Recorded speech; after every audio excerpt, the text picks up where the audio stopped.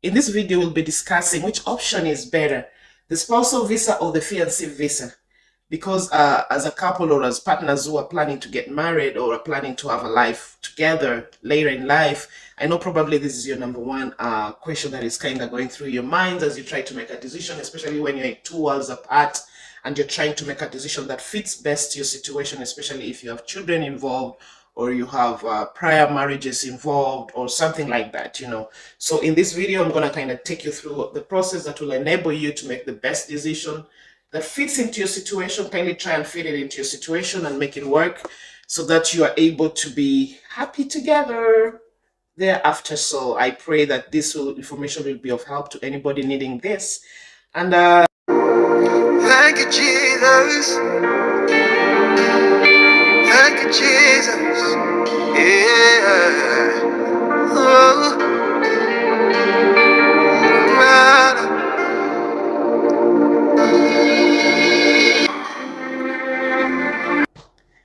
Hi everybody, once again, this is your girl Millie, and I want to say thank you for always choosing to watch my videos and just pressing the button to be here supporting this channel. May God bless you. And if you're a returning subscriber, thank you for the love. And if this is your first time viewing this, kindly feel welcome. And if you ever consider to subscribe, kindly take your time and subscribe, and God bless you for choosing to do that.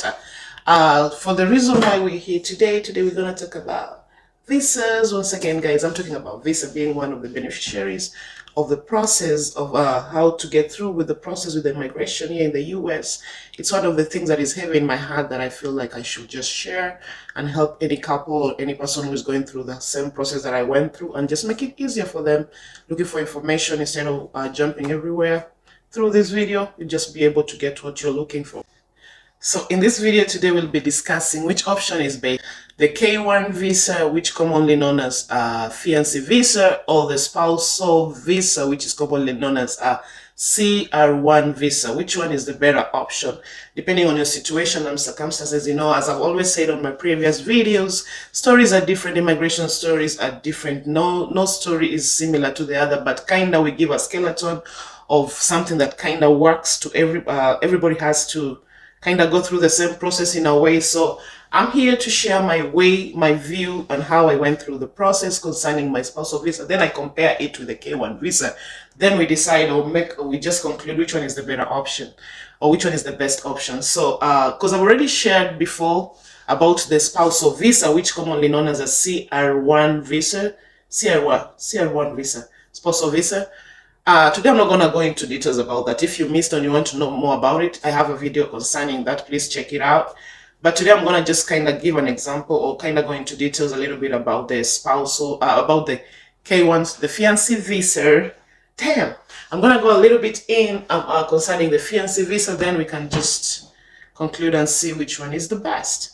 So this type of a visa, the K1 visa, allows the fiancé of a US citizen to enter the US and marry within 90 days after entry. Like you are given 90 days to get married after your entry in the US. So it's called a K1 visa or a fiancé visa. So I'm going to just give you factors that will kind of make you be able to get this type of a visa. Then we're going to compare and see which one is the better option. So okay? I pray that if this is your plans and this is something you're all looking to get into, then this should be a way that you can listen to this and hope it works.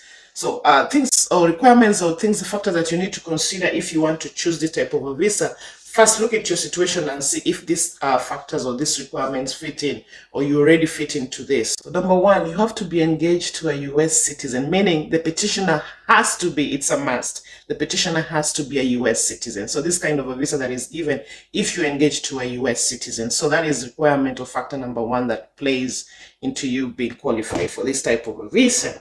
So he has to be a US citizen, remember that, not a resident, but a US citizen. So number two, both of you must have intention of marrying each other within 90 days after your fiancé enters the US. So both of you must have that intention. You must have decided that, hey, I'm ready to marry you within 90 days after I arrive or your fiancé arrives in the US. So that's factor number two. Then factor number three or requirement number three, you must have proof of a relationship before the engagement. Like it has to be valid, like proof that there's a relationship that was existing before the engagement, like you two already in love, and you know, things that can prove the ongoing relationship, that you guys had an ongoing relationship before the engagement. So kind of just make sure you have enough proof to support that, because things like photos and all that require things, supporting documents that will prove that you guys are in a relationship before the engagement. You did not just decide to engage, so that it's not just a one day thing, you engage, blah blah blah. So you have to have proof the ongoing relationship. So prove it. Prove that you guys had a relationship prior to the engagement. So that is another solid thing that I look at, and that is paramount. That is huge, because if it doesn't show that you guys had something going on, then it's gonna be hard to get this type of a visa. Because proof of relationship, ongoing relationship, especially before the engagement, is huge. That is what qualifies you for this visa. Another major factor is that you and your US citizen fiancé, you must have met at least once in the past 2 years of your filing. If you're filing today, in the past 2 years, you and your fiancé must have physically met at least once. They want to have met at least once. So that one kind of gives a strength. So there must be a physical meeting, like kind of thing. You know what I mean? So that is another factor that really plays a major. That's another requirement that really plays huge when it comes to the things that they look at to kind of give you this type of a visa. Another requirement is if either of you was married and you've terminated your marriages, you must have proof legally to prove to show termination of your prior marriages. So you must be able to prove that none of you is in any form of active marriage, and if you were married before, proof of termination of your prior marriages legally. You must prove that legally, not word of mouth. So have evidence, have documents to prove that, hey, I was married, but now legally it's ended, like we terminated that marriage and divorce and all that. Terminated your marriages, and now you're free to marry. That's now you're free to marry each other, so nothing is holding you back of your past, kind of thing. So you'll be free to marry, and you must prove that nothing exists from your past being married. Okay, so I think willing to get married according to the US laws based on the K1 visa terms and conditions. If you was married before, you must kind of prove termination of your prior marriages legally. You must have a document to prove that, not just word of mouth. So a legal process that you've taken to prove that, hey, I'm free, ready to marry. So those are some of the requirements they look into to kind of qualify you for this type of a visa. So it's a K1 visa, and again, as I said, K1 visa it's a type of visa that allows your fiancé to enter into the US or to come into the US, and then after that you're given 90 days to marry. If you don't do that, then that one is terminated, and she will or he will be taken back to his country if you don't get married. So the terms and conditions must apply, like you must be married within 90 days. That's why many people call it 90-day fiancé visa. So it's a famous say, and that's why, because you've been given 90 days to marry, and that's how that visa is of strength. That's where the strength of that visa is. Your fiancé coming into getting married within 90 days. Simple as that. So that is a simplicity that I can say of that visa. And the reason why I say that was the better option for that visa, because that visa, once you get it and you have children, like me, I had a son before meeting my husband now, Chris. If I had applied that visa, if we were certain of the direction we were heading, and I was certain that time, then I could have gone for this visa, because this visa could have allowed me to come to the US with my son from the start. I could not have left him home. With my son, I could have been allowed to come in with him, and we go through the process together, and that separation could not have been there. So my regret is not that I'm here married to Chris. My regret is that I left my son, and I thought it was going to be easy, and it was very tough for me. It was really tough. It was a battle. It is something that was really tough for me. So I'll not wish that to any mother. And that's why I said, let me share this information. If you know you're having a fiancé and you're getting married and you're a single mother or you're a single father, please, please, please listen to me.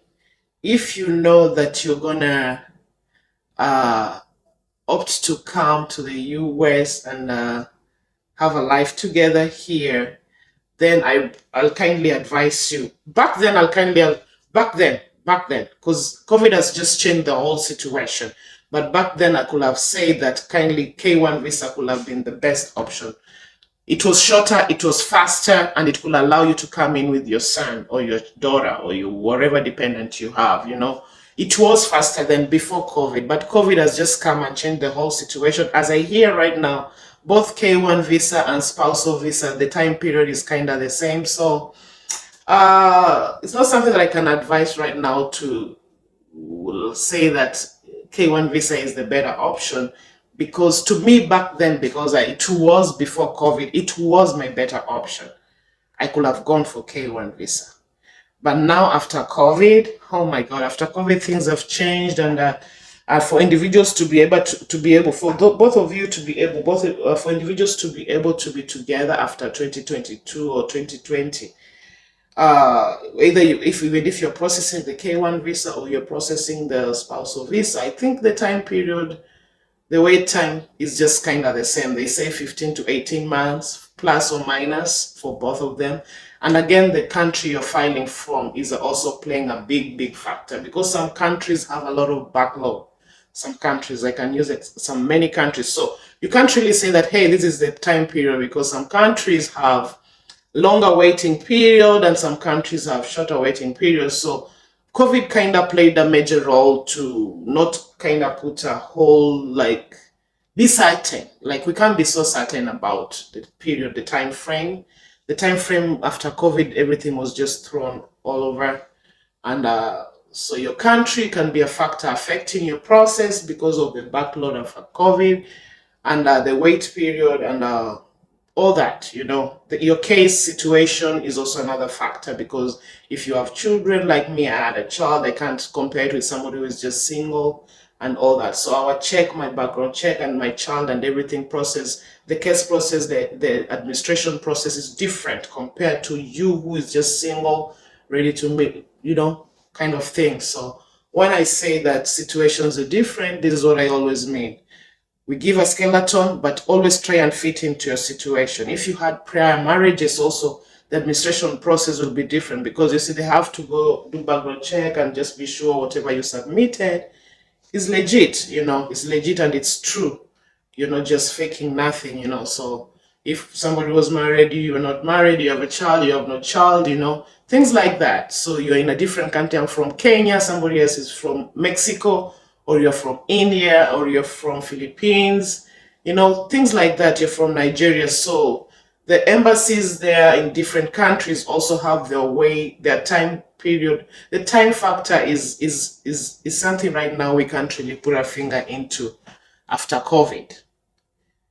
I'm talking in 2023 after COVID. So we are praying for better days. If things will ever go back to how they used to be, then I will say always go for K1 visa, guys. If we ever go back to how things were in the immigration before COVID, then, and you have a child, I will say better option, go for K1 visa, because it used to be faster, number one.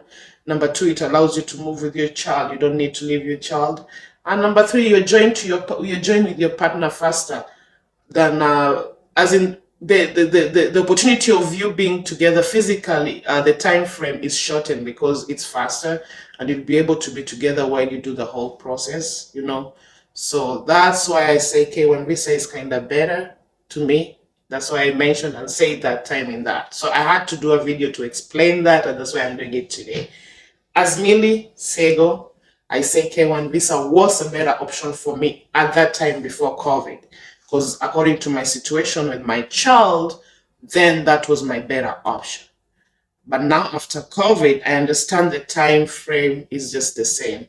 You know, the waiting time period, the waiting time for spousal and K1 visa is kind of the same, plus or minus, you know. So it's kind of something you can put a finger into it. But very important, very important, kindly listen, loved ones who are planning to choose whatever direction you want to go. Please, if you want to make a decision, before you decide anything, it's important to discuss it nicely, because you want to know how it's going to, whatever decision you decide, whether you go for a K1 visa or you go for a spousal visa, you want to take a route that kind of favors both of you.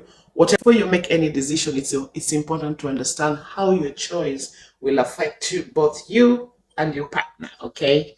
So the wait time, the cost, when to submit your application, it's a whole process. So the wait time, especially, it's a whole process. The cost is not really major because when you come into migration process, money is always involved. It's not an easy thing. Money is always involved. So you must be ready to cater for the cost.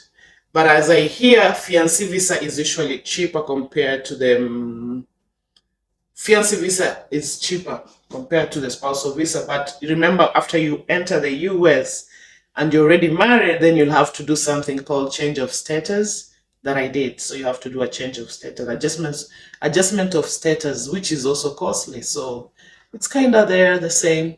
It's only cheap because you're coming from your country to the US to join your fiancé here in the US, and the cost at that time is cheaper. But after you come here and after married, then you have to adjust your status, and adjustment of status also has its own cost, and you have to pay for that too. So it's payment everywhere. So you have to be ready financially also. You have to be ready for the time factor. You have to be ready to submit all the application requirements, and you'll be ready. So make decisions that fits both of you, and you'll be happy to do this because it's good. And one thing I want to say, the evidence of relationship is huge. Evidence of relationship, especially before engagement, please make sure you don't take it lightly. Evidence of relationship plays a very huge factor. You have to show that you guys are in it, you're not faking nothing. So make sure it's the evidence you submit is something that you're putting into consideration. Don't care about how many things you got. Make sure you're giving out quality work instead of looking at the quantity. Even if you have this amount, just prove it. Because as I've always said, even from my previous videos, that don't ever, anything that you feel can help your case to make it stronger and you feel you have it at that time, put it in. Don't leave nothing out. So you must prove that your relationship was ongoing and it's still ongoing prior the engagement. Before the engagement, you must prove that there was ongoing relationship. It's real, it's genuine, and you guys, your intentions are right. And you, even if after you arrive here, that is the direction you want to go, 90 days, get married, then start a happy life together in the US, So this is for the couples who are living in different countries and you want to be physically together. K1 visa kind of make it easy. So spousal visa, I'm not going to go deep into that. As I said before, it's something that I've done on my video before. So to compare that, you can watch that video, then compare with this. You see, when the requirement for a fiancé visa is simple. It's very simple. Just 3 or 4, 5 requirements and you're good to go.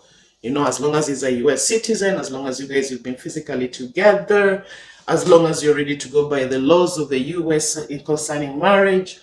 And what else? If you have prior marriages, you must legally prove that you've terminated the relationship or the marriages. So imagine around four things and you're good to go. And then be sure you're good and prepared for the interview. Do your application online, do everything right, and you'll be ready to be approved for your visa, guys. So I wish you all the best if you're a couple looking into getting into this. I know it's a love story that will end nicely because I'm here and I'm here joined to the love of my life. And most of you, can feel the same way. So I'm a Kenyan from a different country and I'm here in the US. For those who don't know where I am from, I'm a Kenyan girl married to an American and I had to go through the process. So I'm happy to know that I'm here sharing this information with anybody out there who might need this, and I pray that this short video will be of help to you. Thank you.